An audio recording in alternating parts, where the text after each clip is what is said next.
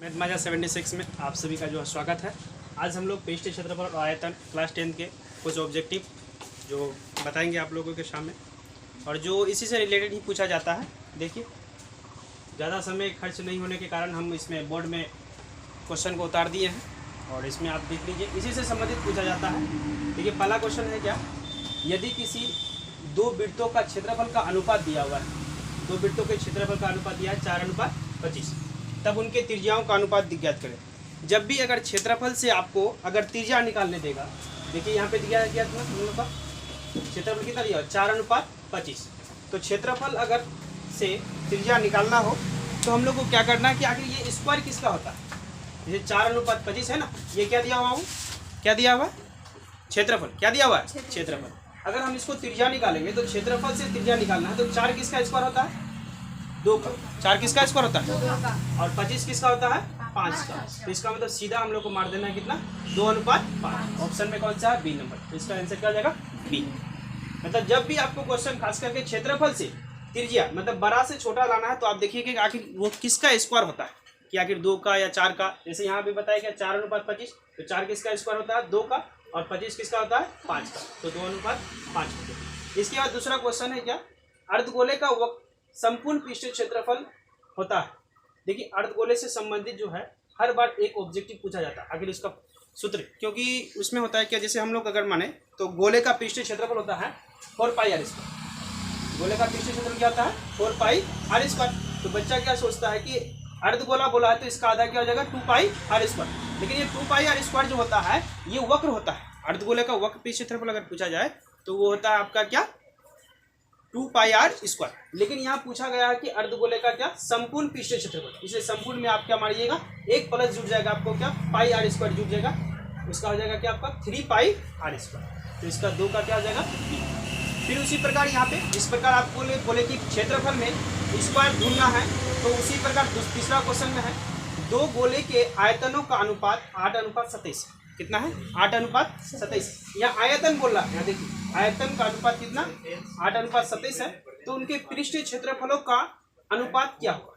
देखिए, सबसे पहले आयतन बोल रहा है तो उसको आयतन में तोड़ने का कोशिश कीजिए कि ये आयतन दिया हुआ है। तो आयतन हम लोग जानते हैं कि हमेशा क्यूब में होता है, मतलब घन, किसी का भी घन होता है। जैसे यहाँ बताए 8 किसका घन होता है, 8:27। यहाँ देखिए बोर्ड छोटा होने के कारण हमको यहाँ लिखना पड़ रहा है। तो 8 किसका क्यूब होता है, 2 का। किसका, 2 का। 2 का क्यूब कितना होता है, 8, और 27 किसका क्यूब होता है, 3 का। तो 2 अनुपात क्या हुआ, 3।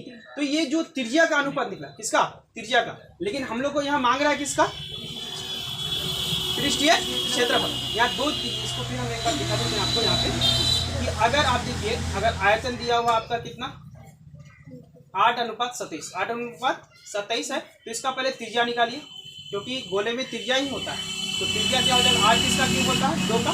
27 किसका होता है बाबू, 3 का। किसका, 3 का। तो हमको निकालना है क्या, पृष्ठीय क्षेत्रफल। क्षेत्रफल ही लिख देते हैं यहाँ पे शॉर्ट में। तो क्षेत्रफल हमेशा स्क्वायर में होता है। 2 का स्क्वायर कितना हो जाएगा, 4। 3 का स्क्वायर कितना हो जाएगा, 9। तो 4:9 हम लोग का कौन सा ऑप्शन में है, डी नंबर। तो इसका आंसर क्या हो जाएगा, डी। फिर इसके बाद अगला जो है, ये आपको समझिए, आयतन जब भी बोला ना तो आप क्यूब देखिएगा कि आखिर कौन किसका क्यूब होता है। डायरेक्टली आप देखिए कि आखिर जैसे 8 किसका क्यूब होता है, यहाँ 2 का। 27 किसका होता है, 3 का। और क्षेत्रफल मांगा है तो क्षेत्रफल स्क्वायर हो जाएगा। 2 का स्क्वायर कितना, 4। 3 का स्क्वायर कितना, 9। बस सीधा आंसर दे देंगे। अब अगला चौथा नंबर हम लोग का क्वेश्चन, यदि किसी गोले की त्रिज्या 3 गुनी हो जाती है तो इसका आयतन कितना गुनी हो जाएगी। यहाँ देखिए दो चीज़ है, ये ऊपर वाला अगर आप लोग नोट्स कर लिए हैं तो हम इसको मिटा दें, क्योंकि इसको फिर देखने में परेशानी होगी। देखिए यहाँ यदि किसी गोले की त्रिज्या 3 गुनी कर दी जाए तो पहले वाला त्रिज्या को बड़ी आर मान लीजिए और दूसरा जो त्रिज्या निकलेगा उसको छोटी आर मान लीजिए। ठीक, अब यहाँ देखिए, यदि किसी गोले की त्रिज्या 3 गुनी हो जाती है, 3 गुनी, तो पहले कितना था, पहले वाला तो कुछ निश्चित मानिए। तो कभी भी इस चीज़ के लिए आप क्वेश्चन को बड़ा नहीं करना है, छोटा कर देना। 1 मान लेते हैं, पहले कितना मान लेते हैं, 1। ये त्रिज्या वाला बात बोलते हैं। इसके बाद कितना होता है ये 3 गुनी, तो 3 गुनी मतलब कितना, 3। कितना गुना हो जाएगा, 3। तो यहाँ बोलता है आयतन। तो आयतन हमेशा अभी पिछले इससे पहले भी बताए थे कि आयतन क्यूब होता है। तो 1 का क्यूब कितना होगा सर, 1 होगा।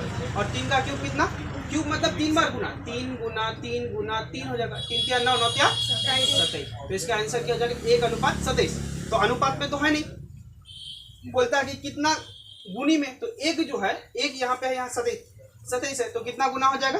27 गुना हो जाएगा। कितना गुना होगा?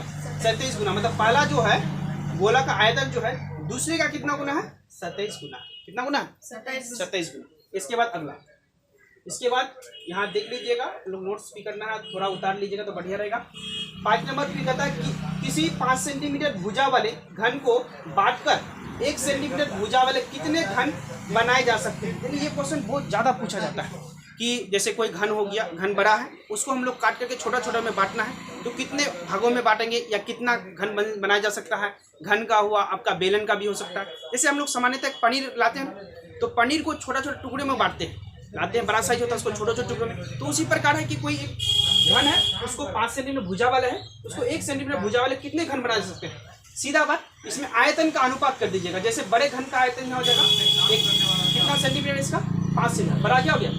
तो घन का आयतन क्या होता है सर? भुजा का क्यूब। भुजा का क्यूब। भुजा यहाँ बड़ा ए मान लीजिए, याद नहीं कर सकते हैं, भुजा का क्यूब कर देंगे, ये बड़ा। और दूसरे जो छोटा जो है, छोटा क्या है, ये भी घन में ही बदलता है, तो ये भी भुजा का क्यूब होगा। तो यहाँ मतलब ये करने का कि बड़े घन की भुजा कितना? 5 सेंटीमीटर। कितना सेंटीमीटर? तो क्यूब का मतलब कितना? 3 बार गुना। कितना बार गुना? 3। तो 5 गुना क्या हो जाएगा सर? 5 हो जाएगा। ये सेंटीमीटर में भी है, ये भी सेंटीमीटर में। और दूसरे घन की, छोटे घन की भुजा कितना है? 1 सेंटीमीटर। तो 1 गुना 1 कर देना। देखिए 5 गुना 5, 5 5 25, 25 5 125। 125 बटे नीचे में कितना हो जाएगा सर? 1 बराबर कितना हो जाएगा? 125। तो ये होगी आपका आंसर सी नंबर, 125। अब आते हैं, ये जब भी आपको संख्या बोले ना, तो हमेशा आयतन को बड़े आयतन से छोटे आयतन को भागा देना। जो भी डिफरेंस निकलेगा, जो दोनों का आएगा भागफल, वही आपका आंसर हो जाएगा। अब आते हैं 6 नंबर, इसको मिटा दें। इसमें क्या, किसी गोले की त्रिज्या आधी कर दी जाती है तो मूल गोले का आयतन और नए गोले का आयतन का अनुपात। देखिए यहाँ गलती क्या करता है बच्चा कि आधी करता है, तो पहले देखिए यहाँ जब भी बोलता है यहाँ पे त्रिज्या मान लीजिए, बड़ी आर और छोटी आर, ठीक है, एक बड़ी आर मान लेते हैं, एक मान लेते हैं छोटी आर। तो यदि किसी गोले की त्रिज्या आधी कर दी जाती है तो आधी का मतलब पहले कितना था, एक तो कुछ मानिएगा ना। जैसे देखिए अगर 1 मानते हैं तो 1 का आधा कितना होगा? 1/2। अगर 2 मानते हैं तो 2 का आधा कितना होगा? 1।